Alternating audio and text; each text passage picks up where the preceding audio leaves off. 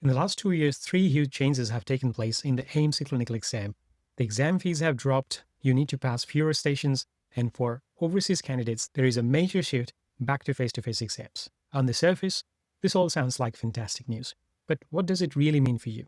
In this video, I'll break down each of the changes, explore the potential strategy behind them, and discuss whether the exam is actually getting easier. First, let's talk about the pass mark. After a major review, the AMC has officially lowered the pass requirement for the clinical exam. Previously, you needed to pass 10 out of 14 SCOTA stations. As of March 21st, 2024, you now only need to pass 9 out of 14 stations.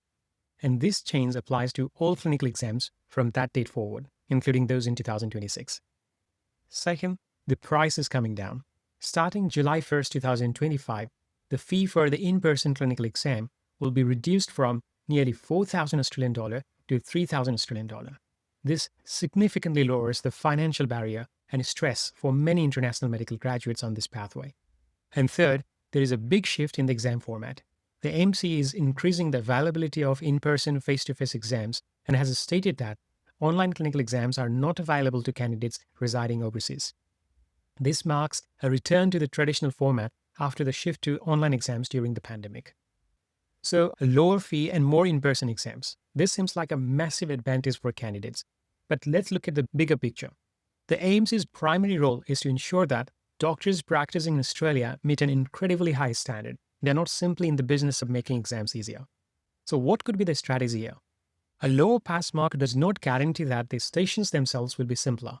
In fact, it could mean the opposite.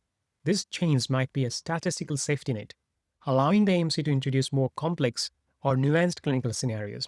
They know that a wider margin for error, failing 5 stations instead of 4, makes the exam more forgiving and protects strong candidates from being failed over 1 or 2 tougher stations, which means there will not be people failing just because of 1 stations, even if they are really good. So this is not about the exam being easier. It's about the assessment being more robust. That psychological shift, however, reducing the pressure to be perfect, is a real advantage. What about the move back to face-to-face exams? This is likely about quality control and standardization. In-person exams offer a control environment where communication, professionalism, and procedural skills can be assessed more directly and reliably than online. This signals the AMC is prioritizing a high-fidelity, consistent examination experience for all candidates. While these changes are welcome, this is not the time to get complacent. Smart doctors will adapt their strategy.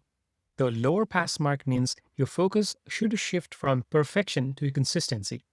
Your goal is no longer to be brilliant in 10 stations, but to be consistently competent and safe across at least 9.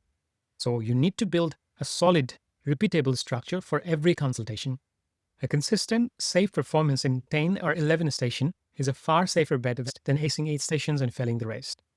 The return to face-to-face exam means you must master your in-person communication skills. Building rapport, showing empathy, and using patient-centered language are clinical skills that examiners will be scoring closely. Also, they will be looking at how you do the examination. That means how you approach the patient, how you start the examination, how comfortable you make the patient before you do the examination.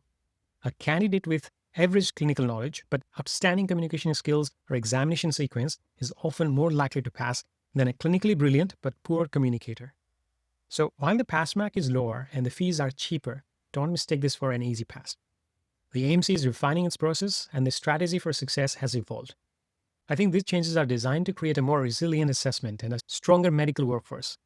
This is your opportunity. Focus on consistency over perfection, make communication your secret weapon, and understand the high standards you're being held to. This gives you a strategic advantage if you know how to use it. Prepare smart, stay consistent, and you can make 2026 your year. If you like this video, hit the like button and subscribe to my channel. And if you have any questions, please let me know in the comments. All the best for your exam, and thank you for watching the video.